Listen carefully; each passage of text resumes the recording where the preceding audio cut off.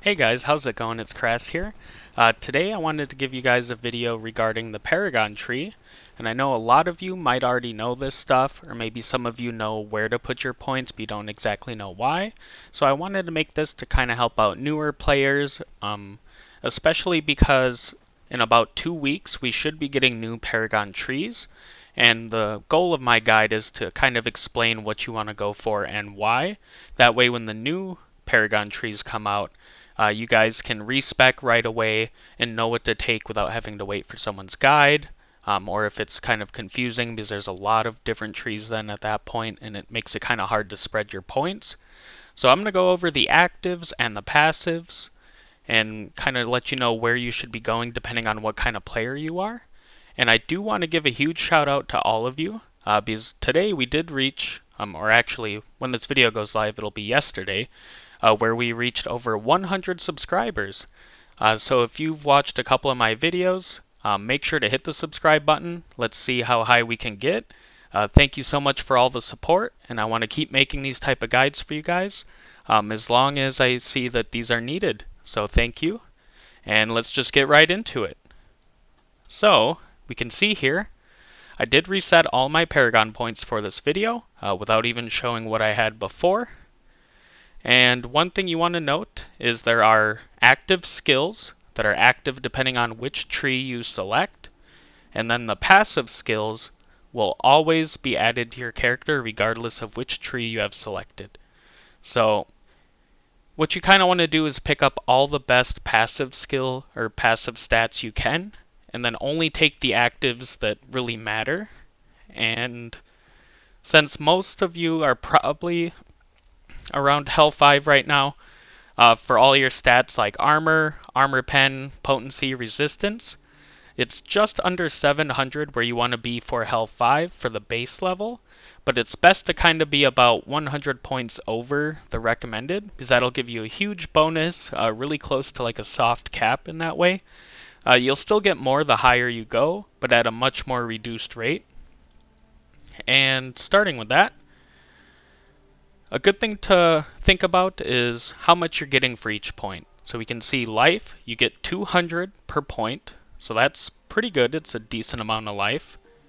Damage, you're getting 20 points of damage per point of your Paragon, and that's really good as well. But when you look at something like potency, you'll see you only get +4 for 1 point. So say you're, I don't know, like 400 points below Hell 5, because I'm assuming you might be a free-to-play player like myself. And in that case, that means you'd have to spend 100 of your Paragon points to even get your potency up to the Hell 5 level. And then you'd have to go even further to kind of reach that soft cap. So that's one thing to kind of think about, is depending on how many points it takes for you to reach that cap and what you're getting out of it, it might not even be worth it to ever take these unless it's required along the path you want to go. So, for the actives, as kind of a general, I'd say Vanquisher is severely overrated. I've always thought this. A lot of people used to talk up Vanquisher as a really good PvE tree, and I find it to be not useful when it matters, if that makes sense. Because a lot of time, basically to get the bonus out of your Wrath and your Zeal, it's when your kill streak counter is at 15, that's when you get the best results from it. And it's pretty close to the kill streak timer in that when your kill streak fades, you're probably losing your Vanquisher buff. And if you think about when you would want attack speed and damage increase, it would probably be against a boss.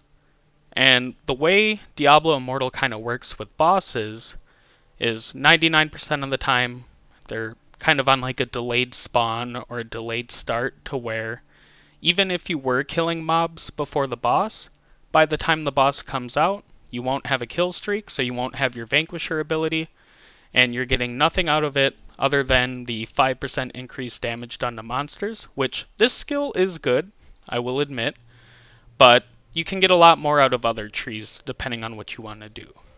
Survivor, this is pretty unique in that in majority of content, these defensive abilities on Survivor, these really don't do anything for you.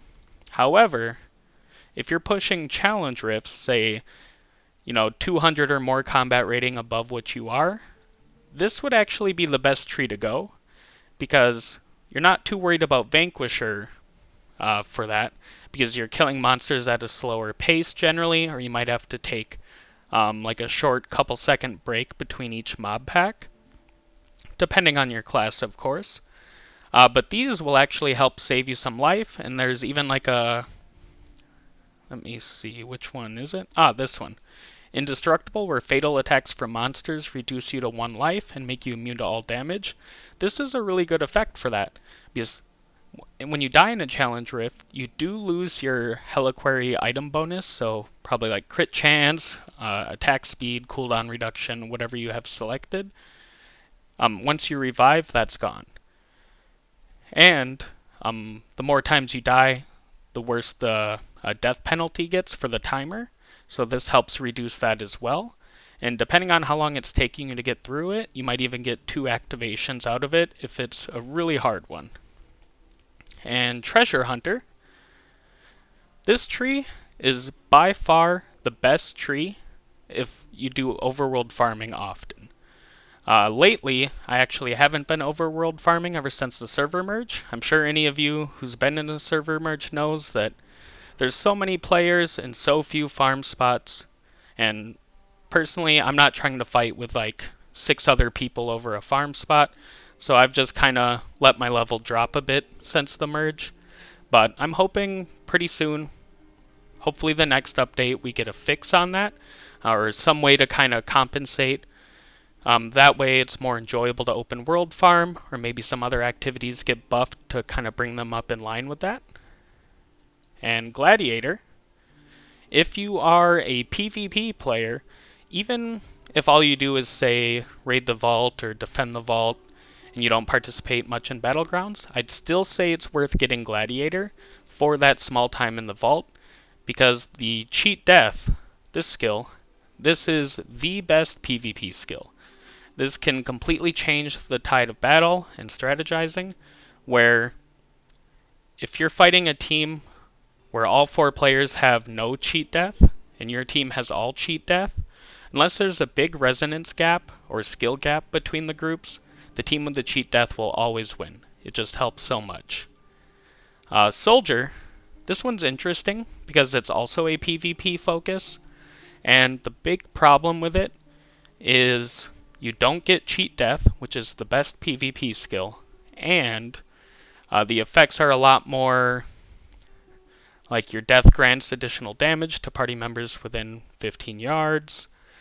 Whenever you drop below life, you gain first aid recovering life. Like, these are kind of strange in that for them to be useful, it's not going to be often, but the times where they are useful, it would be really good. And typically, 99.9% of players don't ever worry about activating the soldier tree. I'd say this would be reserved for like a min-maxing party and maybe Rite of Exile, or maybe a vault party with like a group of people who are like close and on voice comms probably. And even then, it might still be worse than Gladiator, so just don't worry about soldier actives.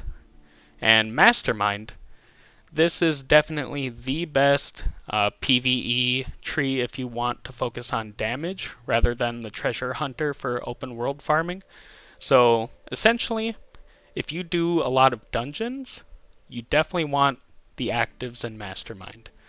I think it's very slept on. It seems to be getting more traction now, but ever since Paragon 150, when I unlocked it, I've always used this when I run dungeons. Even if your party is not 4 different classes, you still get some amount of crit chance that spreads to the whole party. So even in, say, you have 2 different classes in your party, like you have 2 wizards, 2 necros, that's still giving 5% crit to every member of the team. So you're basically getting 20% crit chance in a way, but spread across 4 members. And if multiple people are using it, it stacks the crit bonus as well. So that would be kind of the best way to boost everyone's damage. And there is one bug where this armor pen node in the Mastermind tree, for some reason, it only takes 1 point, and then you can move along. So if you're not needing armor penetration, or maybe you're lower level and you don't have the points to work with, you can just put 1 point in here, fill out what you need, and then come back later. And now, for the passives, by far, damage is the best passive, because you get a pretty sizable amount per point, and damage kind of helps you kill everything quicker, which means your clears are faster. You might push bosses past certain phases to make it even easier and quicker, as well as just if you kill things, they're dead. So, yeah. And life, this one is good in that per point you do get a good amount of life to where it's worth it. However, in most content it doesn't really matter. So I kind of view life as, if there's something where I might want to take an active node and there's a life node in the way, but it's not an active node I was super crazy about, I would take it just because I'm still getting value out of the life, and then I get value out of the node. Now, if it kind of leads to somewhere I don't want to go, I would not take life unless I've already put points into everything else that I need. And as far as like the potency, armor, and resistance, I don't know where one even is. Resistance. All of these you can see you're only getting 4 per Paragon point, so pretty low value, as well as the stats themselves. They really don't offer you much in this game. Like if you're below armor for the hell level, you will take increased critical damage, but all like regular damage coming your way, that's still the same. And in all honesty, you're not going to become a tank because you have high armor. You're still going to die pretty quick, and it all kind of just depends on your total life due to resonance. So I would actively avoid all of these nodes. Typically I'd only pass through them for like a very good active, something like a cheat death level of good, or for a damage node, which would be the best passive stat you can get. And where you'd want to start, I'll kind of start by priority. So I play dungeons a lot, because that's kind of the best way to progress your set items, as well as if you're not open world farming, typically if you're doing PvE, you're doing dungeons.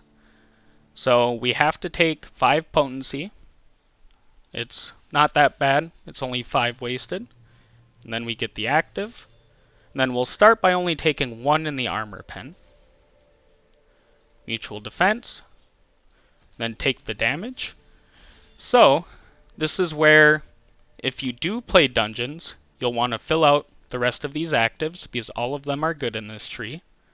And if you don't play dungeons that often, you can just stop here after you get the damage.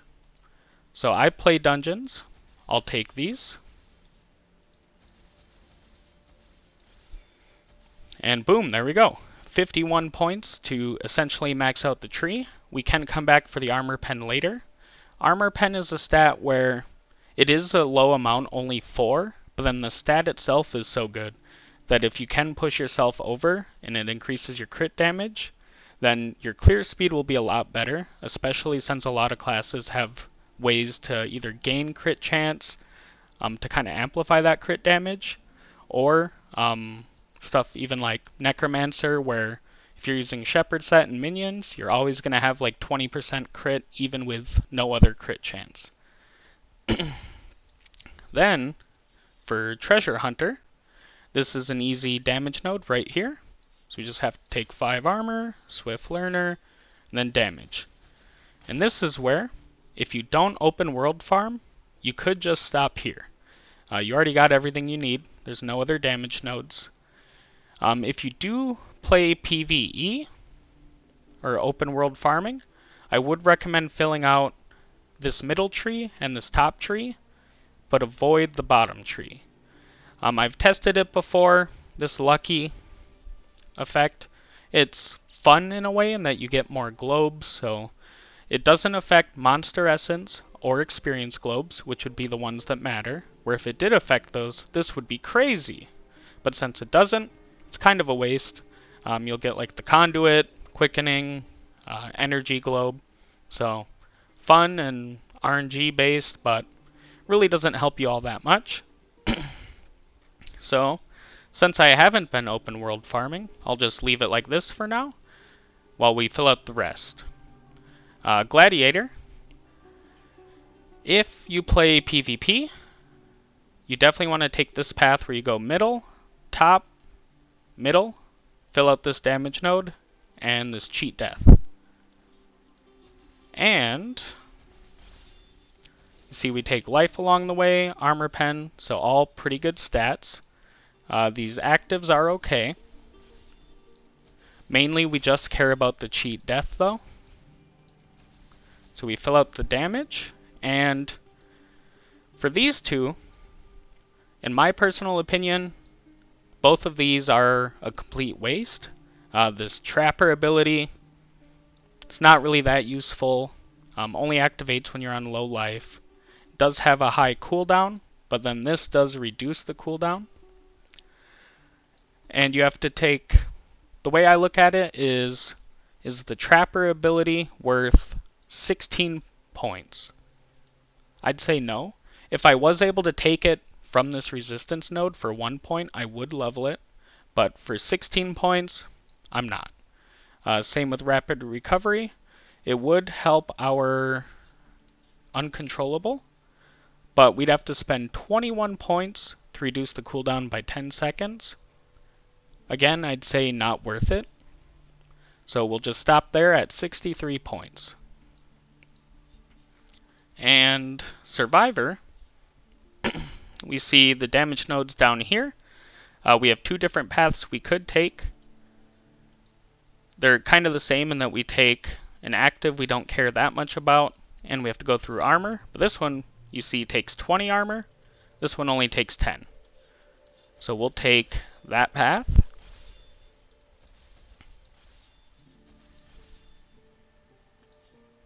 And we'll take the life over the 20 resistance. And there we go. So now with 58 points, we get the max damage out of Survivor. Next is Vanquisher. Remember I said the actives really don't matter, so you're kind of just looking for passive skills. And Vanquisher is very unique in that it has a passive skill that gives you inventory rows. Now this is super good, especially being free to play. We have no other access to extra inventory space, so this just helps our quality of life. I would actually take this pretty early on, just to make farming open world or dungeons that much easier. So we'll take that, and then we have damage node right here. We have to take this, and then damage node right here. Now, I will say Vanquisher, all of the kind of stats in it are good in that compared to most trees where I wouldn't really recommend ever filling out the full tree, Vanquisher is pretty good because you get life, damage, and armor pen as the stats mixed in with the 5 active skills. So this would be really good to fill out just for the passives. And I thought we filled out Soldier. Oh, my mistake, I skipped it. But this one, we see the damage nodes right here. So we have to take that. And then we can just skip right to here. We don't have to take the life. And there we go. So we filled out all the damage nodes from everything. And we filled out basically what we need for our active skills. And I still have 85 points left, which is around like 280-ish for your Paragon level. So this is where it kind of depends what you need with what you want to fill out. I could say just fill out the rest of Treasure Hunter in case I do start open world farming within the next 7 days before I can reset again. Or If you do want to check out your passive stats, you go right in here, more attributes. We can see my armor pen is 90 lower.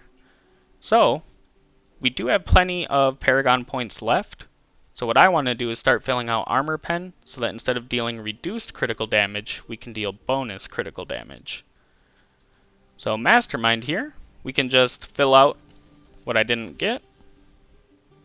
Now we've essentially completed Mastermind at this point, because all it has left are these two, which are mainly useless. And we could go Vanquisher, fill out this armor pen, or there's actually an armor pen here in Treasure Hunter. So I'll go for that one next, just in case I do want to use this tree. Might as well get the greed, only 1 point. So Soldier, we have armor pen here. It'd just be 1 point and we get 20 potential points we can take. Gladiator has nothing of use. Survivor has nothing of use. So it's kind of Vanquisher or Soldier. I'll just go Vanquisher to make it easy. And we get 25 total points we can put in there. So if we check where my armor pen is at now, I'm 125 higher, getting 36%. So I've already passed the soft cap, so I don't even really need more armor pen at this point. So I might as well just fill out what I don't have in Treasure Hunter. Now I have 12 points that I can kind of put anywhere I want. I could start going into more life since I don't really need more armor pen. So I will do just that. And there you go. So I hope my thought process there kind of helps it out for you for when we get those new trees. That way you can kind of see what you want to do with your points and kind of plan accordingly. So depending on once we get a confirmed list of the trees and know for sure what the actives are, that's when you'd kind of want to plan if you want to mess around with those actives or not. And worst case scenario, you try them out. If you don't like them, then in 7 days you can just reset your Paragon and go back to what you're using before. So I hope that helps. Stay tuned.